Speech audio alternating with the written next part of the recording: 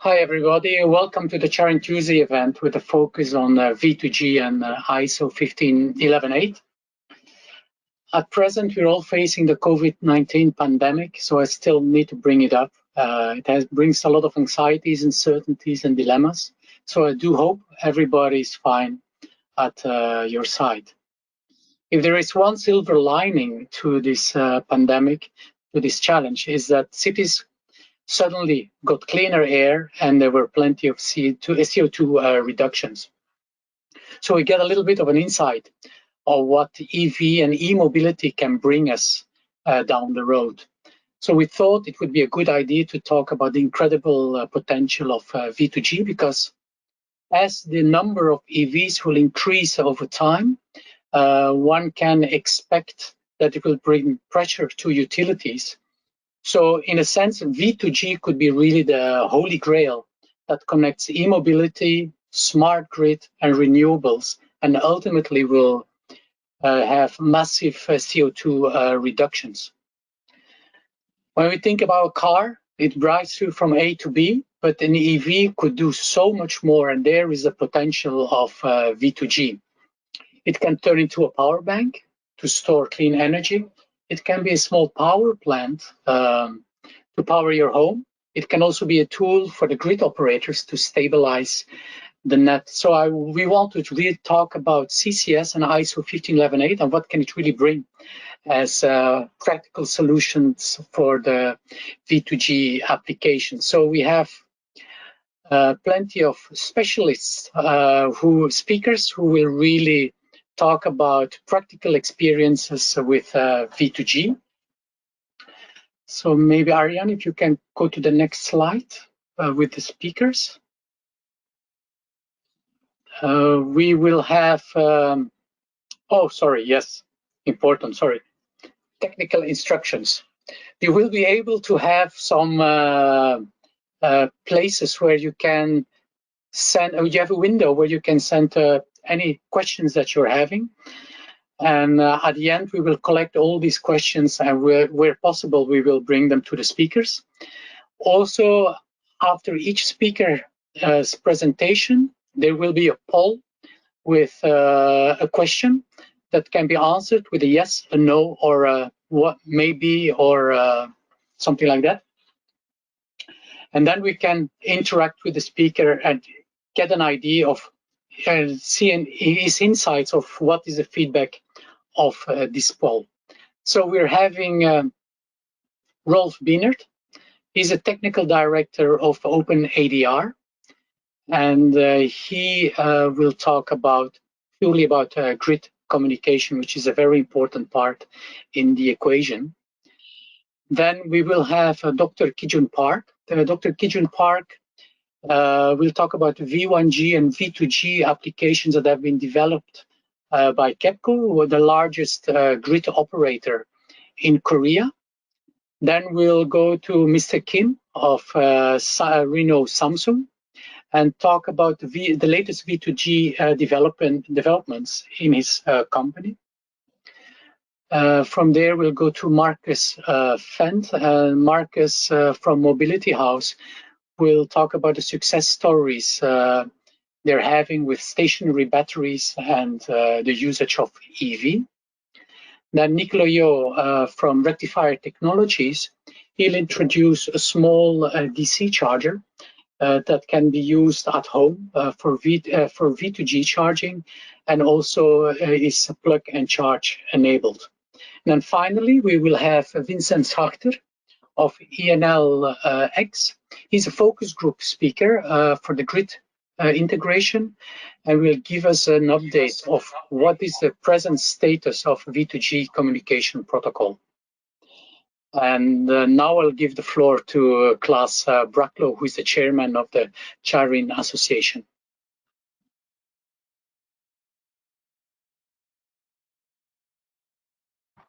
Okay. Good morning, everybody, members and supporters of CharIN. Good morning from Berlin. So 2020 is a very challenging year to all of us. The CharIN Alliance planned originally a full agenda with exciting conferences and face-to-face events all over the world.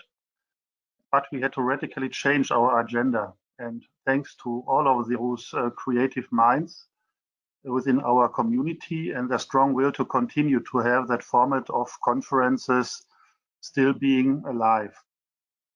The scheduled North America conference in springtime in California has to be transformed into such a format. We started that on a Tuesday in a row of 3 events. And so I'm happy that that format could be suitable for all our regions, and we can keep that format to have 3 regional conferences at least once a year. And if we can't do it physically, so we try that to do it in a row of webinars. And this was originally the kickoff in America for that format of today. The last months taught us something else. That was not just restriction of traveling and participating in conferences, but that was only showing us that the global lockdown revealed how far air quality can improve if the biggest polluters take a break. So we all got the proof that clean transportation could and will make a change. E-mobility got an enormous boost during the last weeks and months. The acceptance of EVs increased globally, and governmental incentive programs help to change the priorities in favor of clean transportation. CharIN itself is bridging the vision of CO2-free and neutral energy, powering the CO2 neutral mobility. Still in Europe, so we are expecting sales of around 30 to 40 million vehicles, battery powered in Europe.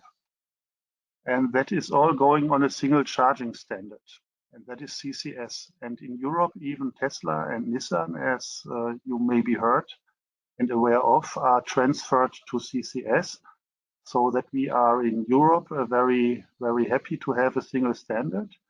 And that standard is empowered by the ISO 15118. And within the ISO 15118, so almost all specifications are being done to incorporate V2G capabilities. And that is for AC and DC. So that is agnostic to the technology behind. And for grid integration, that makes more sense than just focusing on DC. And in that case, we are going to prepare the market introduction of V2G based on the 15118/20. So if we are coming to some statistics, we see in all regions of the world probably coming to a 10 times increase of volumes of overall registrations by 2030. So that is probably for Europe a factor of 20. And if we go to all other regions, I assume it's at least a factor of 10.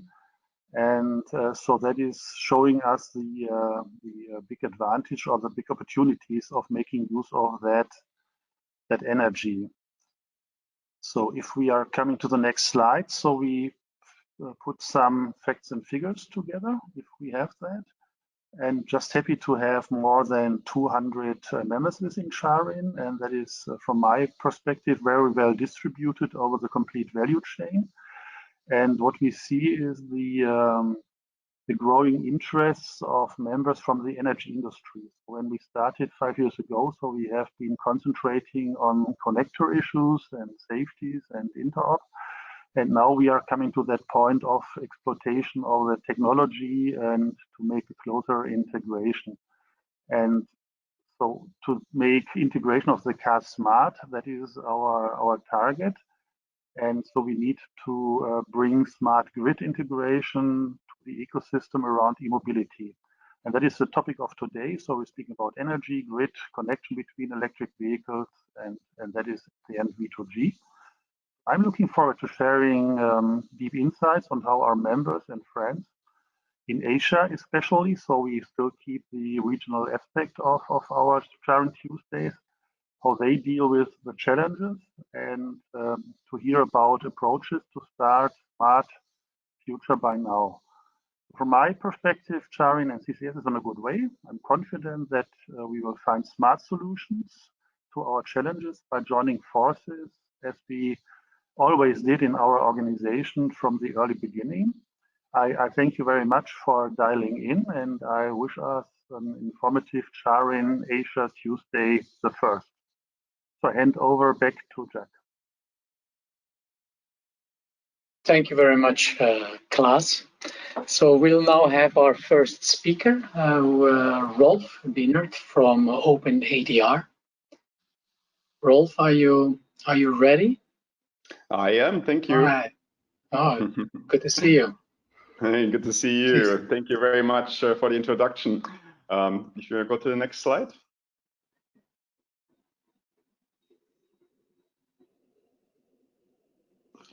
Hello, next slide, please. There we go, and I think we can just swing over right away to the next one here as a little introduction. Thanks again for having me here, and I wanted to give a brief insight into the OpenADR protocol and how it can work with other protocols and other standards out there. OpenADR has been around since quite a while in the United States, as many of you certainly know. In the early 2000s, we had an energy crisis in California. Some of you may recall the discussions about Enron at the time, a company, an aggregator company that overextended their resources. And by doing that, basically, they ran out of energy at some point, and California had to have rolling blackouts and brownouts. Of course, as you can imagine, Silicon Valley and other areas having blackouts was not really something that anybody wanted to experience. So the California Energy Commission put out a project to create a open, standardized way to communicate a demand response, so demand side management and flexibility. You can say commands or information elements to the resources out there. So that was how OpenADR got started. And then later in 2010, it was more formalized through the OpenADR Alliance.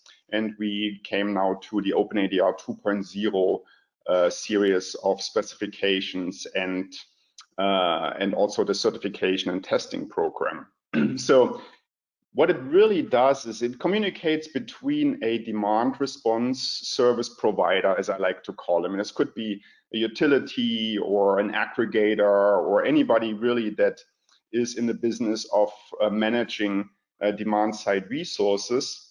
And it talks through standard internet protocols and through the internet with the different sites on the other end. So let's go to the next slide and just look at that in a little more detail here briefly. So we have two primary actors here. One is the server or the virtual top node or VTN. And commonly, as I mentioned, this server sits either at the utility, an ISO, or more in Europe, for instance, more like a DSO and these kind of entities here. And it manages all the resources that are connected to this system. So with other words, there needs to be some kind of a contractual setup in place so that the utility, or again, the demand response program operator, knows like what the resource is, where they are, and things like that. And then this server creates and sends out the OpenADR events, and I'll talk about that in just a second. Now, on the other end, we have the virtual end node, so the VEN. And as you can imagine, they receive the events. So they are in buildings, in the cloud, in EV charging systems, wherever you need to be, wherever you need to receive these signals and to react to these flexibility requests. The resources or the VENs can also generate reports and send them back to the server. And of course, they can control multiple other demand side resources underneath them. Let's go to the next slide. There we go. So just a quick word here about the different services, and we call them services because OpenADR is really an XML-based web services interface. So with other words, if you have already web connection, it is pretty easy to add this OpenADR interface. And as you can see here, we have several services: event, opt, report, and register. And I want to just go in a little more detail on the event service, which you can imagine very, very similar to a calendar notice. So it has a start time, it has an end time, and it can have a lot of different information elements in the actual event. Different signal types, different intervals, as we call it. So you can again imagine that similar to like an agenda. So if you have an event like today here, several hours long, you have an agenda with different topics across these several hours, and each topic is different. And OpenADR works in a very, very similar fashion, so that you can have basically different signal types like prices or energy requests and things like that. They can be in there in parallel or in series. It doesn't really matter. So it's a very flexible service for that. So that is really the main service from OpenADR. And one thing I always like to mention is that OpenADR does not like to control and change parameters directly. So we are really more there to inform and motivate. So with other words, we do not want to interfere with any kind of control and command protocols. We rather give the control system the necessary information elements so that they can make the right decision in what to do. Then the opt service, report service, and register service are fairly self-explanatory, so I'm not going to go into details for the sake of time today here. As I already mentioned, we use XML payloads and typically communicate through a broadband or already existing internet. Sometimes there are dedicated internet connections like cellular modems if the resource is either very big and needs specific attention, or if it's far out somewhere where there is no internet. We secure the link with a typical TLS 1.2 security mechanism. However, we do require server and client certificates, which is a little bit new for many people. If you go to the next slide. So now let's think a little bit out of the box here. As I mentioned, OpenADR prefers to really just provide informational elements. So this could be a price, this could be again an energy message, this could be a charge state, a charge requirement, or whatever it is. We have a large table of different signal types that can be transmitted. And therefore, it's really nice to connect this to other standards and other systems downstream, like for instance, in the EV world, OCPP, or of course here 15118 and CharIN. And there we don't see any kind of interference there. And the nice thing is also you don't necessarily need a direct translation or mapping for this. Because again, your controller will receive a price or some other kind of informational elements, and then you can make the decision on how you want to handle this. So if you get a request for a particular area, you can basically decide for yourself, okay, which charging station can be affected or should be affected, should be basically change the charge level for some customers and not the others, and so on and so forth. So it's wide open for interpretation and for the intelligence of the actual system manufacturers. So that's really the key here, that we don't like to really twist the knobs here ourselves. We let you and the manufacturers decide what to do, so that keeps them flexible. If you go to the next slide. So just really, whoops, there's something missing here. Is there maybe some automation? Can you go one forward? Oh, there you go. I did not realize that. My apologies.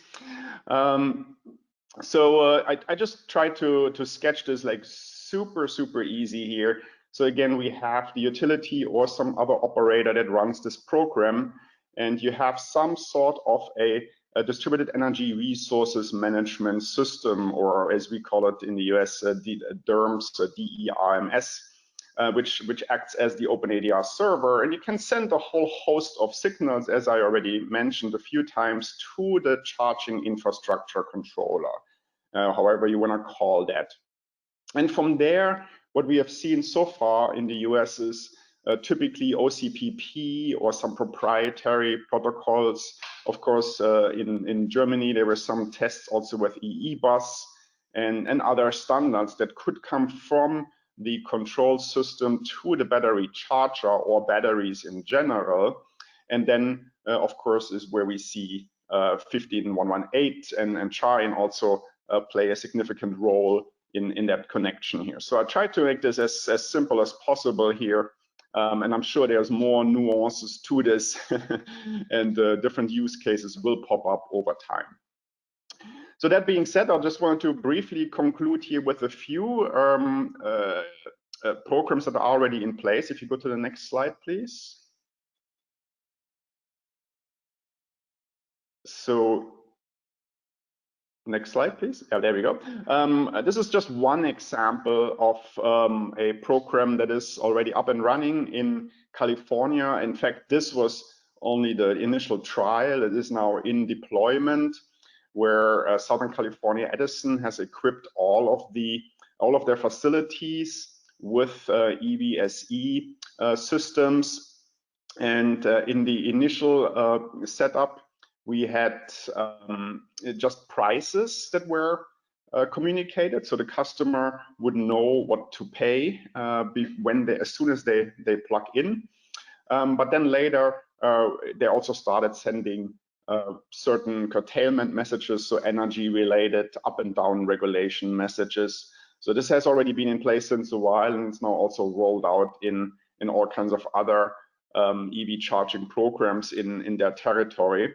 And these programs right now typically use OCPP to connect from the control system to the individual charge stations. So if you go to the next slide, I think we're almost out of time here.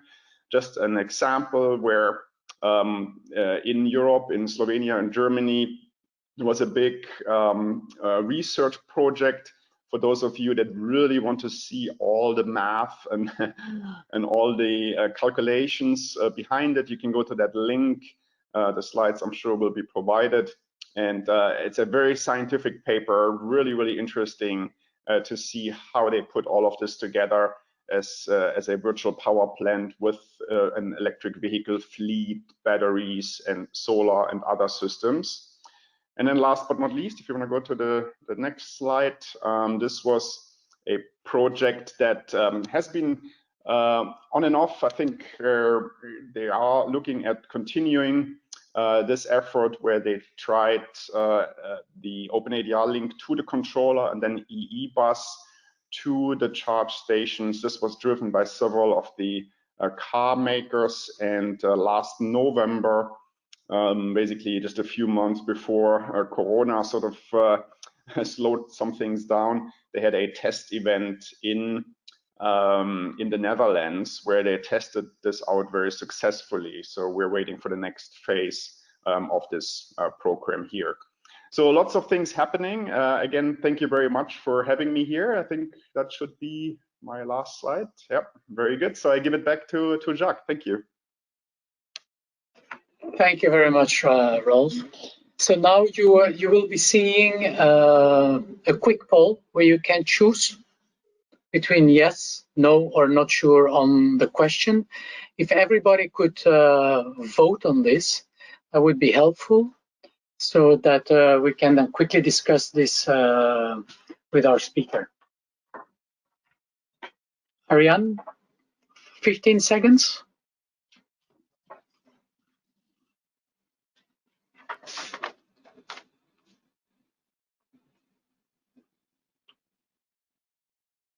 All right, so that looks like a good, interesting outcome. So Rolf, what did you expect coming out of this request? Or sorry, this quick poll. Actually, interesting to see that so many people think that this will happen. I mean, to be honest, I think this as well, because in particular, fleets of electric vehicles can represent such a big resource for the grid. So it makes total sense to incorporate them into the generation aspects and flexibility of the electrical grid here. Now, I think where I see the biggest hurdles is number one, regulations, right? Because now we're talking about even more inverters feeding back into the grid in various different access points. So the regulations have been a bit tricky. In California, for instance, there have been a lot of discussions, but it is now making progress. And then I think another big question, but certainly under discussion in many areas, is the return of investment and simply the cost models, right? That's going to be one thing to solve. Okay, all right. Thank you very much. We'll talk about all these things probably later during the discussions. So now our next speaker is Ki-Jun Park from KEPCO. He'll be talking about V2G and V1G projects in Korea. Ki-Jun, the floor is yours. Thank you. Okay, thank you very much. Good afternoon, ladies and gentlemen. It's my great honor to present a CharIN virtual conference on V2G today. Next slide, please.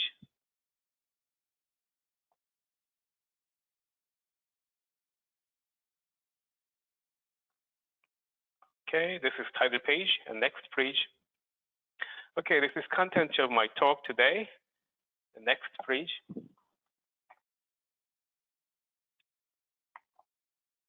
All right. My company, KEPCO, is the sole utility in Korea. We are delivering more than 80 gigawatts of power to 23.8 million customers in the South Korea.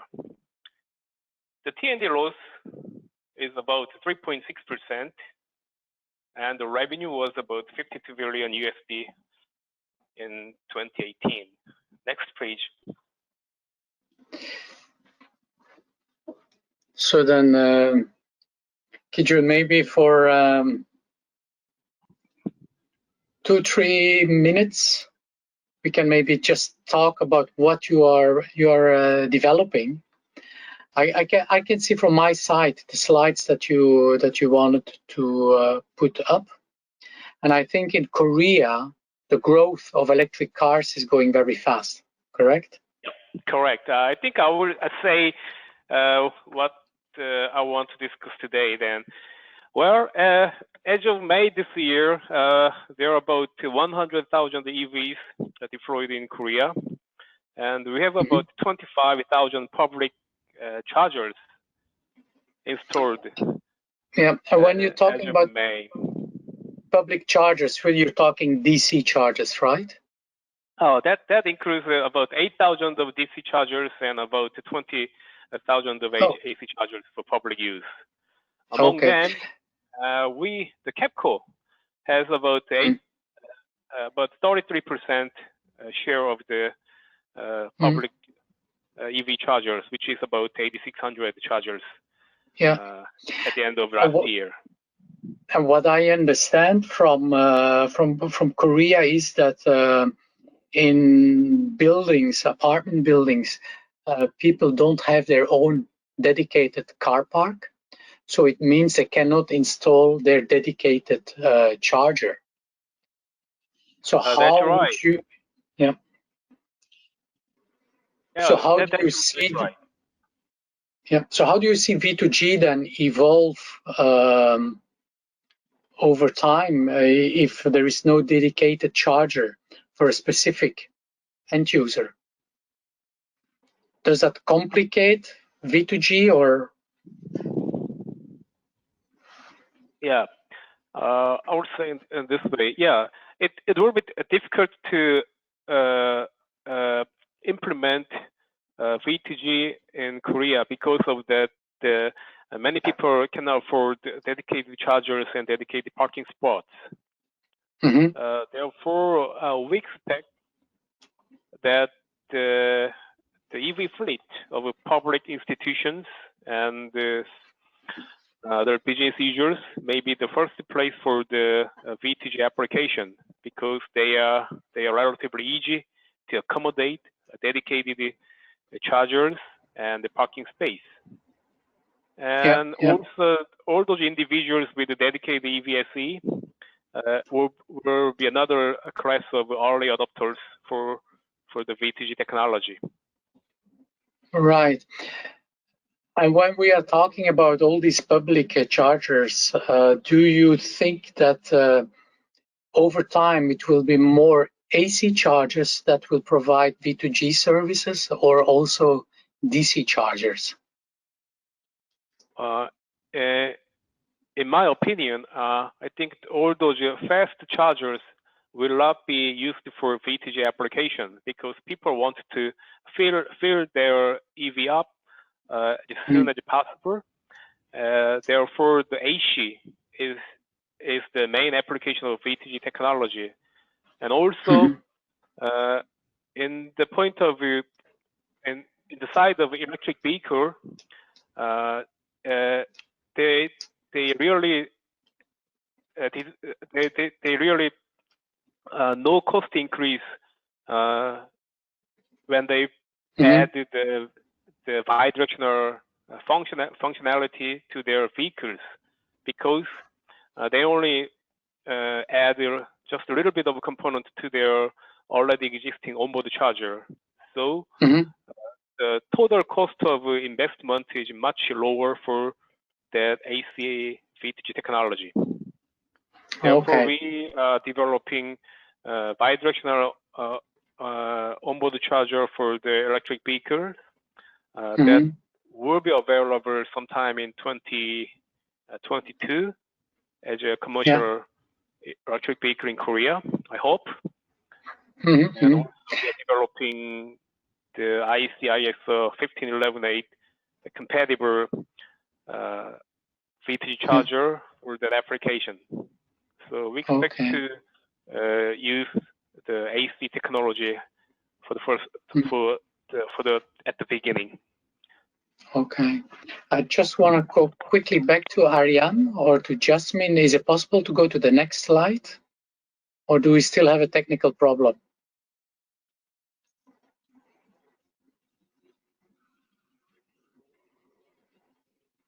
Hello? Then, Kijun, I will ask you another question regarding V2G. Do you think that governments should push EV makers to have these V2G enabled cars as a standard, not like something that is optional, but really every EV that is coming on the market in Korea should be V2G enabled in the future? I think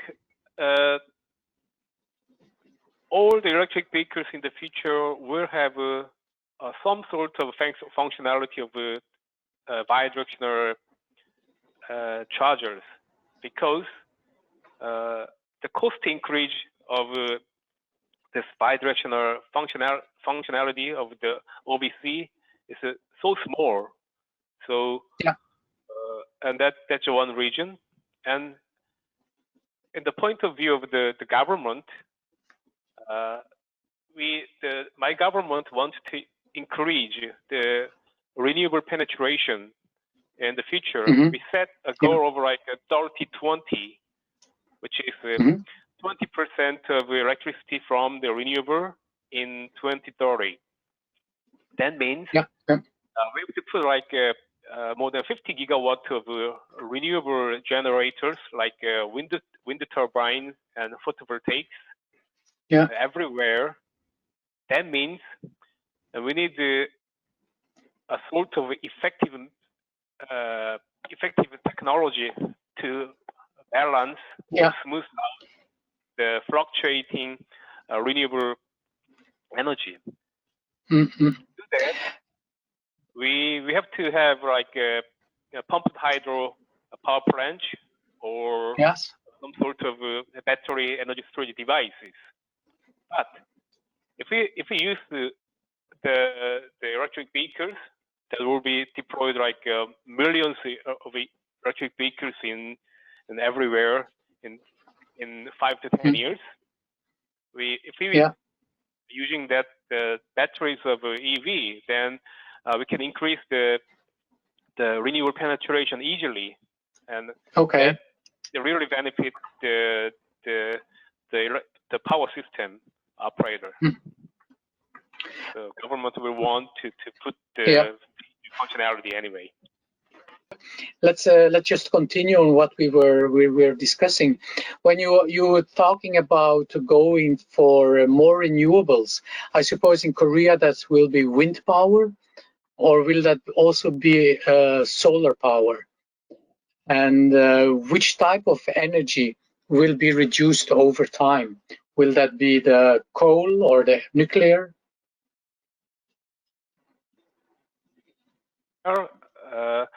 The coal power plant will be reduced greatly in next 10 to 20 years. That will be replaced with the RNG and the wind turbine and photovoltaics. Okay. So still photovoltaic cells in Korea? Oh, yes. Okay. Good. Okay, here.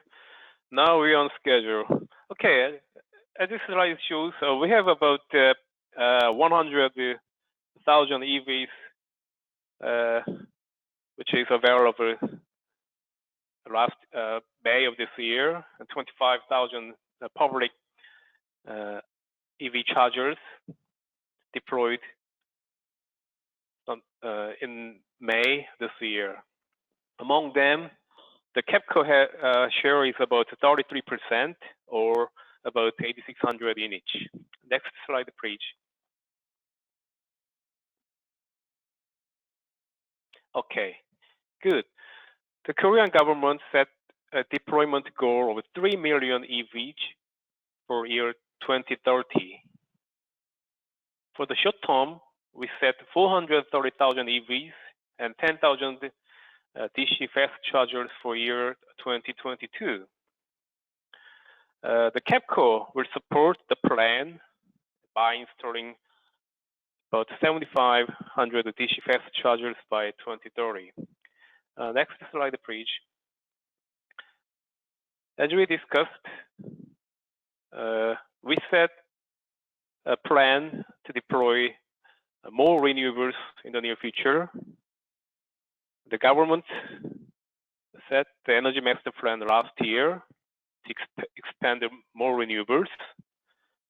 And the new target for renewable penetration of the year 2040 is 30 to 35%, which is 10 to 15% up from the 20% target of year 2030. In that plan, we also set the goal for electric vehicle and fuel cell EV deployment and vintage technology development, and advancing the energy market for demand response and EMS businesses. Next slide, please.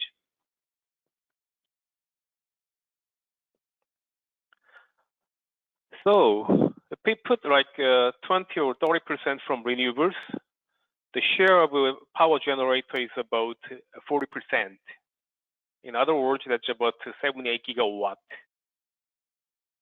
That means more than 50% of power may be supplied from fluctuating wind and photovoltaics during the low demand period, such as weekend and holidays. Therefore, we will need to curtail or store those excess generation, and we need better demand flexibility, like electric vehicles. Next slide, please. Balancing between the demand and supply is the most important process for power system operation. Adding more renewables makes it difficult to manage the power system. The batteries of electric vehicles and charging infrastructure will be a useful resource for stable operation of power system in the near future. Next slide, please. As we all know, most of the current EV chargers are dumb, like you see in the website. You just charge and count kilowatt hour as you plug in. The smart charging technology and VTG technology integrated with the grid will be a new forms of demand flexibility that will help to balance and smooth the fluctuating renewables in the future. Next, please. This slide shows typical battery life estimations for different charging methods. If you see in the left side, the battery can charge and discharge for more than 100,000 times if we utilize the depth of discharge with 10% or less. And in the right side of the graph, and if we charge or discharge at the rate of 6 kilowatt or a 0.1 speed rate, then the batteries of EV will be used for many thousand times again. And I expect that the battery wear will be less than 1% if I use my car for the VTG program for 1 hour every weekdays for 10 years. Next slide, please. So the VTG electric vehicles are really flexible demand resource for power system. If we have 300,000 electric vehicles, that is about 1% of all the vehicles in Korea, which is equivalent to a 2.1 gigawatt of pumped hydro power plant. Next, please. From 2018, we are developing VTG technology, including commercial grade electric vehicles, chargers, VTG and VGI control and management system, and we studied battery life and economics and policy studies. From this project, we hope to deliver commercial grade electric vehicle and control system for the demonstration in 2022. Next, please. From the August of this year, we will start a smart charging demonstration program with 100 chargers for workplace and the CAPCO EV fleet and general public EV owners. This program will maintain more than 1 year to test the usability of smart charging and the Android apps. Next, please.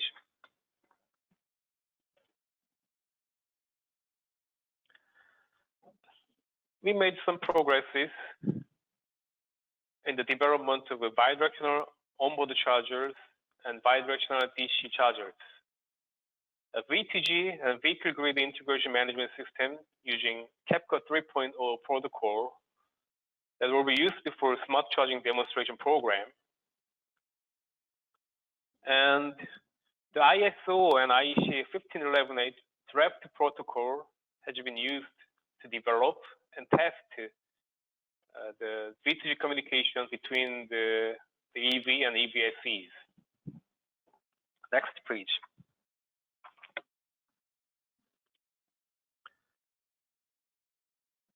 Okay, this is the final page. I think the electric vehicle is a new type of demand flexibility for the power system. And EV grid integration will help the power system to connect more renewables. And our V2G technology development and demonstration in 2022 will verify the usability and the technology of the V2G. Thank you for your attention. Thank you. Thank you, Ki-jun. So now we have one quick poll here, just to check if V2G usage will become mainstream application for EV owners. So the average owner of an EV.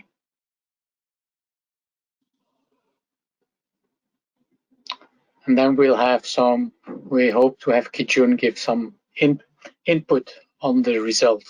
Here we are. Oh, that's not too bad. What do you think of that, Ki-jun? Oh yeah, I think the V2G will be an application, but I don't know if it will be mainstream or the mainstream. But I'm pretty sure that the electric vehicles produced in next 3 to 4 years later on will have a sort of a V2G or V2L functionality as a standard feature. So I'm pretty sure that they will use that functionality. Okay, good. Well, this looks pretty good already to see these numbers coming up. So already 60% see V2G to become mainstream. Good. Thank you so much, Ki-jun. We'll talk again later. So now we'll be having Mr. Kim from Renault Samsung, who is also based in Korea, and will give us some insights into what Renault Samsung is doing from the EV side of things, and how they are preparing for the upcoming V2G applications. Kim, the floor is yours. Yes, good morning, good afternoon, everyone. I'm Kyungjin Kim from Renault Samsung Motors Korea. Please go next slide. And today my topic is smart charging and V2G Korea status. So next slide.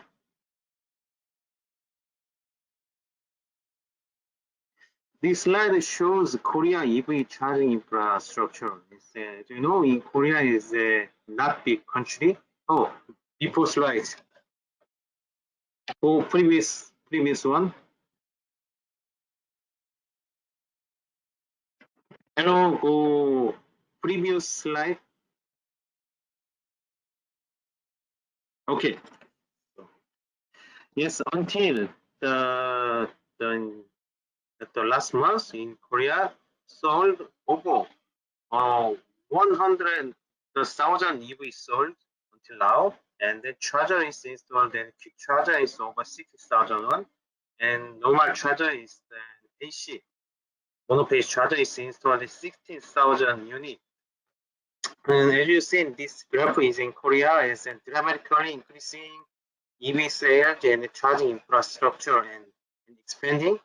So in Korea, target is until 2025 and install over 15,000 quick charger in Korea. So as you've seen in Korea map, and there's some kinds of island, Jeju is so many EV sales, and they put the smart grid is the island, and the next Seoul is the second is popular city about. Yes, sorry, in EV sales. So now in Korea charging station, and then minimum is 50 kilowatt and maximum is 400 kilowatt charger. Please, before slide, please. Hello, previous slide. Yeah, please to the previous slide. Thank you. Yeah. Yes, and then so now is we basic order is 200 kilowatt charger is so very common in the public charge station. The charger is normally installed in the public area, an apartment and a parking place. But charging type is now increasing from the last month. Hey, Mr. Kim, can you be a little bit closer to the microphone? Okay. Yes, and now it's Korea charging type. Can you okay? Charging type is increasing, and then $1 is we can charge it. My car is 4 kilowatt hour. So this is and then increase then twice much money I need to pay to charging my car. Go to the next slide.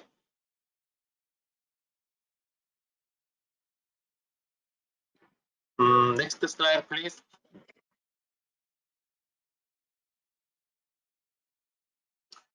This is show the V2G. Remember, V2G exchange power technology between EV and grid one. So the grid is and then use our some kind of protocol, CPP, the vehicle, and then V2G charging station use some ISO 15118. So in Korea, it's a charging standard is DC #1 for the quick charging, and then AC charging is we use an J1772. Two required V2G charging infrastructure, and then standard and E-component technology, and then communication protocols. Go next slide.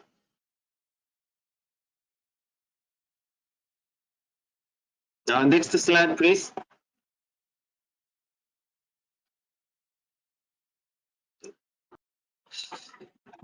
This is a V2G communication interface between EV and EVC. Use ISO 15181. And then so EVC and CPO charging point operate use, and then mostly OCPP protocol. There are IC 61850. Then so the next one is the backend system use OCHP or ICP. And then so before speaker and explain open ADR, and so the communication protocols. Go next slide. Mr. Kim, you need to be closer to the microphone if possible. Yeah, next slide, please.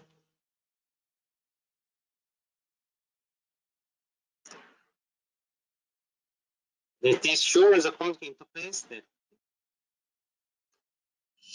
This slide shows now Korea V2G standardization status. So we are focusing on AC V2G EVSE, and then together on DC V2G EVSE together run. So we are corresponding mostly so ISO IEC to make a Korea KSR standard, and then so Korean teams and very activity to make a K standard working group to lead and catch up the global evolution. Now, so many institute and manufacturer will work together one careful. So we have planned to demo test also in Korea. So OCPP certification center in the global certification center. So this kind of we are working together one KSGA, and this year so status of standardization status. Next slide.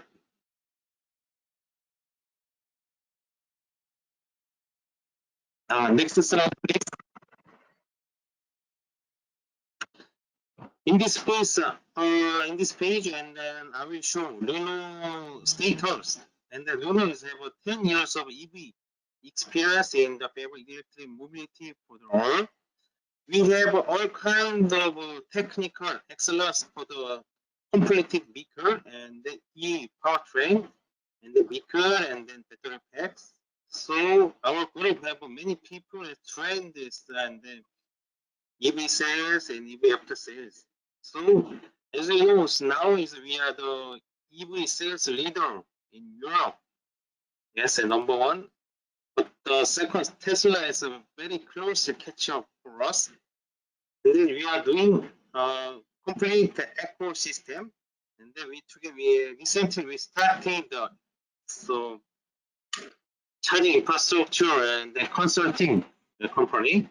So in Korea, the EV taxi is very common. So our group, this car is very #1 EV in taxi in Korea.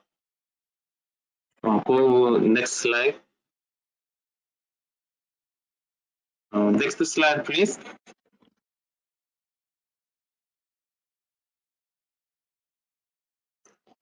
This slide shows in the smart charging. With smart charging increase my EV total cost, my ownership. Then smart charging is on the money from grid one, and then make some data fibers, and then so we can exchange my car and then grid data. So from data, and then so this is so we can so for the V2G I can save my energy from to the grid. This for the example, so 30,000 joule. This is #1 in Europe, and 1.2 gigawatt of storage, and then 210 megawatt power, for example. Next slide, please.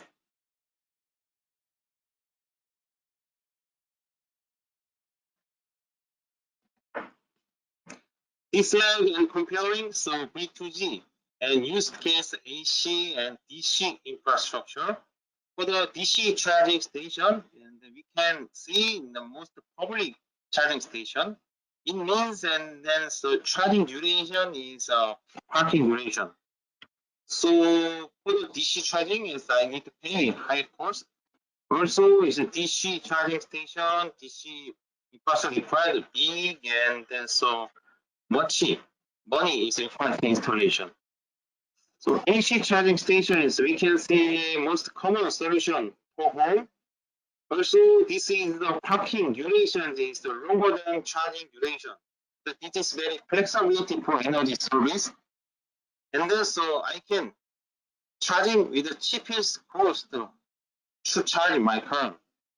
Now, new strategy in the energy service is AC is more favorable. Next slide. Next slide, please. Yes. This is in so A2G, VTG, bidirectional charger development status, our group, and in Korea local group. So V2G charger required inside of some kind of SECC modem, and there's a communication with the so backend system. We are developing together one, and then KSGA, so Capcom doing another Korea government project one. We are supporting their charger development and then so standard sharing together one. So our plan is this year started this charger V2G charger development until this year December. So we have to plan the compromise test. Then from the next year to March, and then plan the certification and some kind of OCPP and another certification program. Then from April, so demo test with V2G because so for the example, smart charging and V2G and then other things. Well, next slide, please. Next slide, please.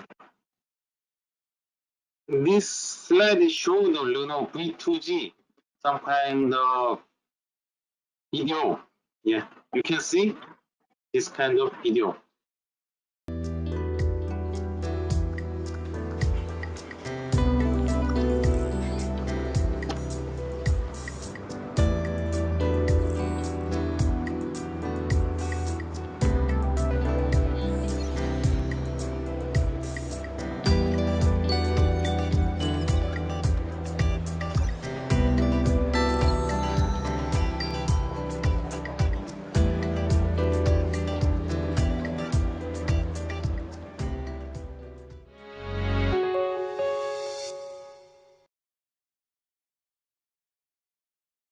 Thank you very much. Okay, that's Yeah. good. We could have the video. Yes, thank you.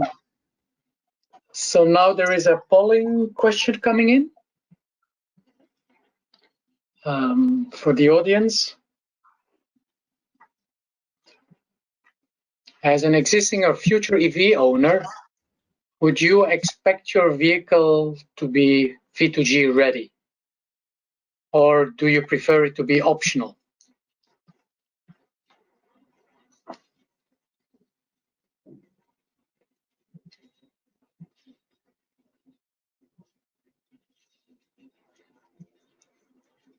Give some time. Wow. Wow, yes, that's all right. So if you owner maybe So V2G ready car, a lot of people are thinking it should be V2G ready. yes. So you will see soon V2G ready car. Yes, that's impressive. Yes.